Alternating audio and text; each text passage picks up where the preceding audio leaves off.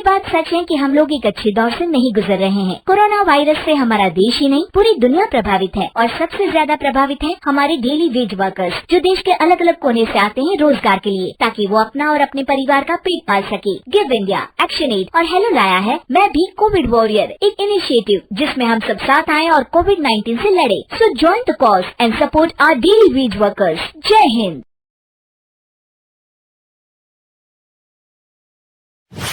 रजनी को बचपन से ही पेंटिंग का बहुत शौक था।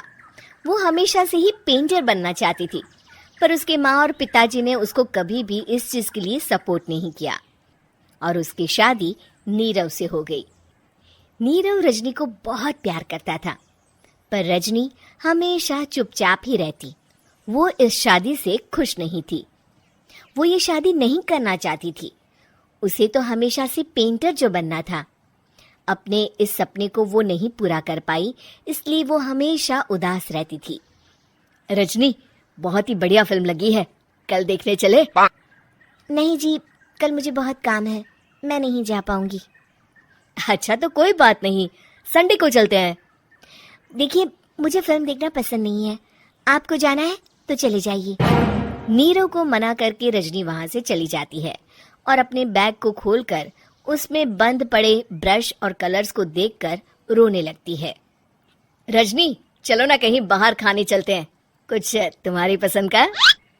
जी, मुझे नहीं जाना, मेरी तबीयत ठीक नहीं है। रजनी वहां से चली जाती है। नीरव को समझ नहीं आता कि रजनी उससे इतना दूर क्यों रहती है। वो जब भी उसके साथ वक्त बिताना चाहता है, रजनी कोई ना कोई बहाना बना देती है। एक दिन घर पर कोई नहीं था। रजनी घर का सारा काम जल्दी से खत्म कर लेती है। घर पर अकेले होने के कारण वो सोचती है कि वो आज पेंटिंग करेगी। वो अपने कमरे में जाकर पेंट ब्रशेस और कलर्स निकालकर जैसे ही कलर मिक्स कर रही होती है कि दरवाजे पर बेल बज जाती है। अब कौन आ गया इस वक्त? इतनी मुश्किल से तो मुझे पेंट करने का मौका मिला है। रजनी दरवाजा खोलती है तो उसकी सास अपनी सहेलियों के साथ खड़ी होती है और सब घर के अंदर आ जाते हैं। अरे बहू, सबको शरबत बनाकर पिला दे, बाहर तो बड़ी गर्मी है। उफ। जी। रजनी पेंट ना कर पाने से उदास हो जाती है। उसे गुस्सा भी आ रहा होता है कि उसने इस शादी के लिए हाँ क्यों कह दी। वो रसोई में जा रही होती है कि उसकी सास उसे रोकती है। बहू, सबके खाने का भी इंतजाम कर लेना, आज का लंच तो ये सब यहीं करेगी। हाँ। रजनी बिना कुछ कहे रसोई में चली जाती है। सबके लिए खाना बनाती है। सब खाना खाते हैं और रजनी घड़ी देखती है कि ये सब कब जाएंगे ताकि वो अपनी पेंटिंग कर सके।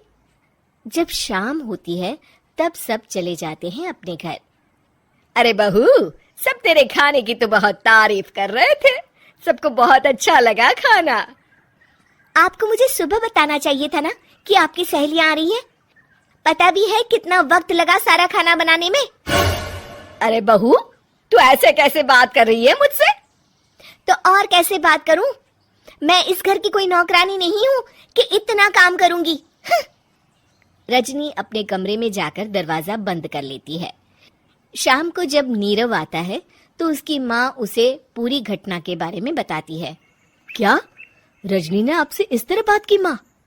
हाँ, और पता नहीं उसे क्या हो गया है, शाम से बाहर भी नहीं आई है। मैंने तो कई बार आवाज दी, खाना भी नहीं खाया उसने। तू ही बात करके देख ले बेटा। नीरव अपने कमरे का दरवाजा खटखटाता है। रजनी, दरवाजा खोलो, मैं हूं। रजनी दरवाजा खोलती है और फिर वापस जाकर अपने बिस्तर पर लेट जाती है। रजनी, माँ से बात करने का ये क्या तरीका है? मैंने कोई गलत बात नहीं की है।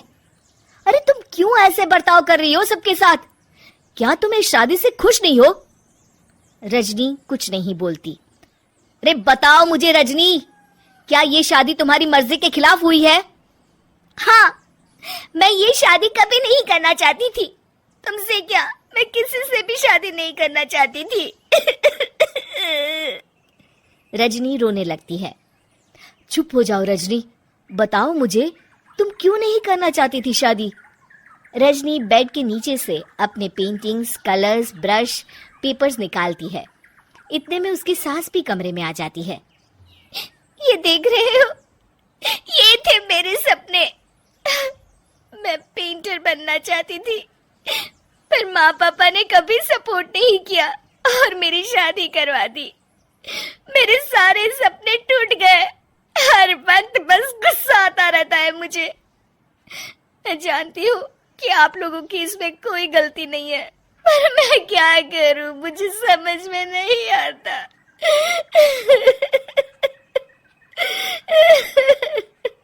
रजनी फूट फूट कर रोने लगती है।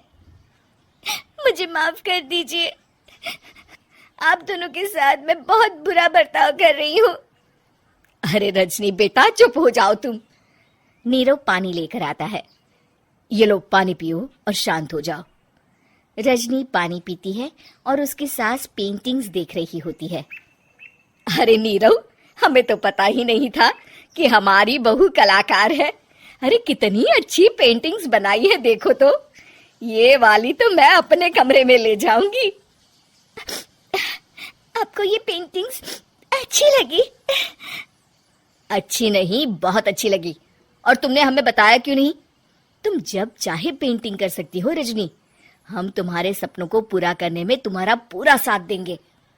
हाँ बेटा, हम कला की कद्र करते हैं।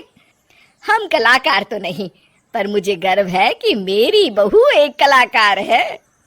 रजनी, नीरव और सास तीनों हंस पड़ते हैं।